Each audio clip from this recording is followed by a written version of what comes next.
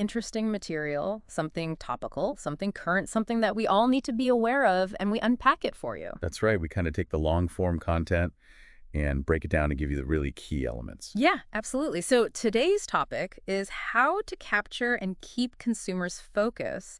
And we are taking a look at a great article. It's called How to Capture and Keep Consumers' Focus in Today's World. A very relevant topic, I Yeah. think, especially today when it feels like Oh, absolutely. everyone is vying for our attention. Yeah, and it's What a do you long think? article. Like, it's a bit ironic, right? Because it's talking about short attention spans and it's a long article. So, Right. Like, can you hold my attention long enough to teach me about not holding my attention long enough? yes. Yeah. Yeah, well, we're gonna kind of like break that down for you and give you the key takeaways. But I think it's something that we can all relate to. I mean, this whole idea of, feeling overwhelmed by information and just the constant, bombardment of media and everything else. Oh, for sure. We're always connected.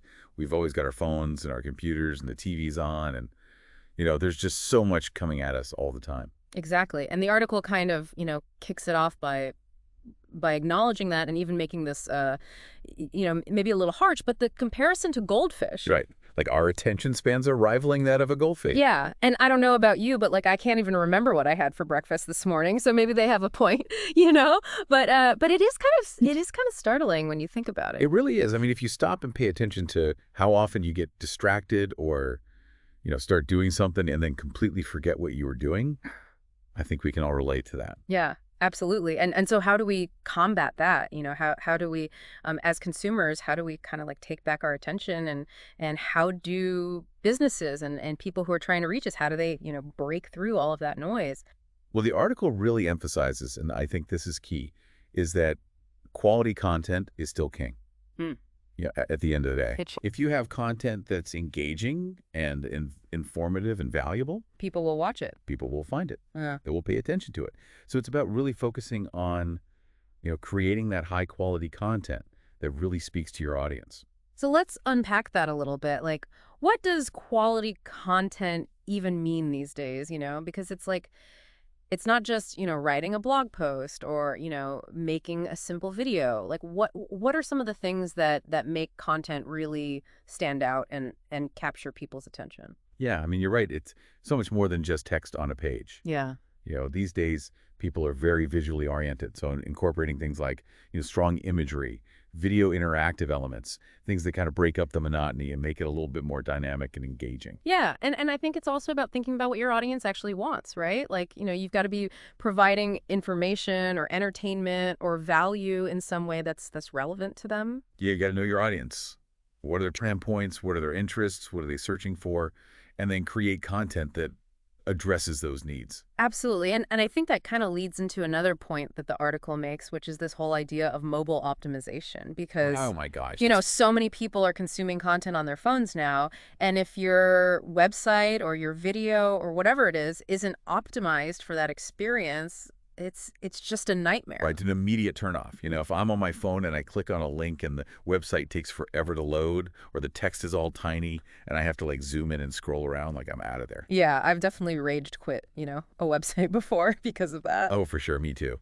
So it's really thinking about that mobile user and how can you make the experience as seamless and as easy as possible for them. And that's everything from, having a responsive design so it adjusts to the screen size to making sure that your loading times are fast and, just thinking about like, is the navigation easy? Is it intuitive? Can people find what they're looking for quickly?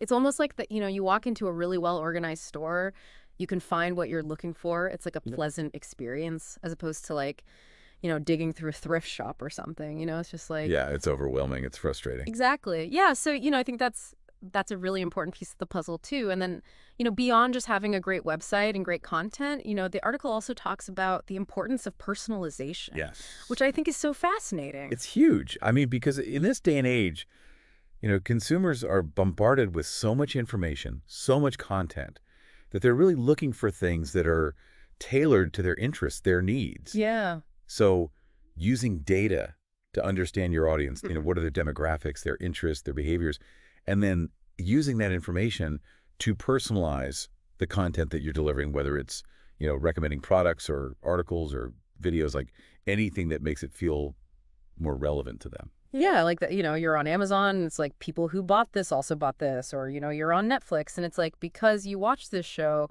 you might also like this show. It's like it's that kind of thing where it's like, okay, I get it. You understand me. Right. It's like having a friend recommend something to you. Yeah. They know you, they know your taste. And so when they say, hey, I think you'd really like this book or this movie, you're more likely to check it out. Exactly. Yeah. Yeah, and it kind of builds that trust too, right? Because it's like, oh, you're not just trying to sell me something. You're actually trying to help me find something that I'm going to enjoy or that's going to be useful to me. Exactly. Yeah, it's about Yeah. building that relationship and that trust. And that's so key because, consumers can spot a fake a mile away. Oh, absolutely. They can tell when something is not authentic or genuine. Totally. And I think that's why the article also talks about the importance of social proof, like testimonials, reviews, all that stuff, because it's like we're more likely to trust something if we see that other people have had a good experience with it. Oh, absolutely. It's that word of mouth. It's like we trust recommendations from people we know and trust. And that extends online as well. We read reviews, we look for testimonials.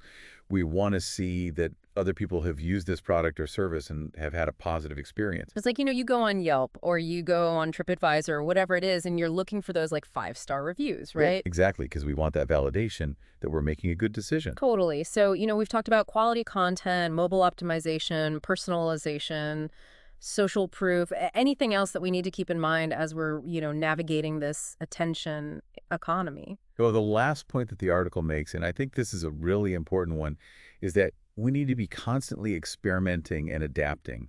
What works today might not work tomorrow. So you need to be willing to try new things, analyze the results, and adjust your strategies accordingly. Yeah, like A/B testing and, all of that kind of stuff where you're constantly kind of like iterating and improving.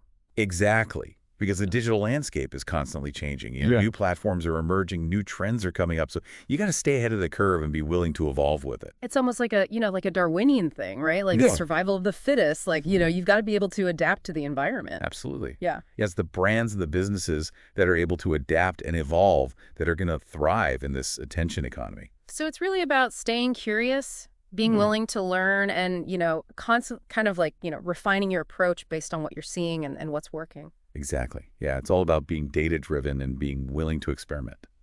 Awesome. Well, I think that pretty much covers it. We've talked about a lot of really interesting stuff today, this whole idea of how to capture and keep consumer attention in a world of infinite It's distractions. a challenge, but it's an exciting one. It is. It's an exciting one. And, it's something that we all need to be thinking about, both as consumers and as people who are trying to, reach an audience. Right. And it really comes down to this question. If attention is the new currency, how are you investing it? Ooh, that's a good one. Yeah, are you spending it wisely? Are you investing it in things that are meaningful to you? Yeah. What a great question to kind of leave people with, as they go about their day. Absolutely. Well, thanks for joining us on this deep dive. I hope you found it informative and engaging. It's been a pleasure. And we'll see you next time.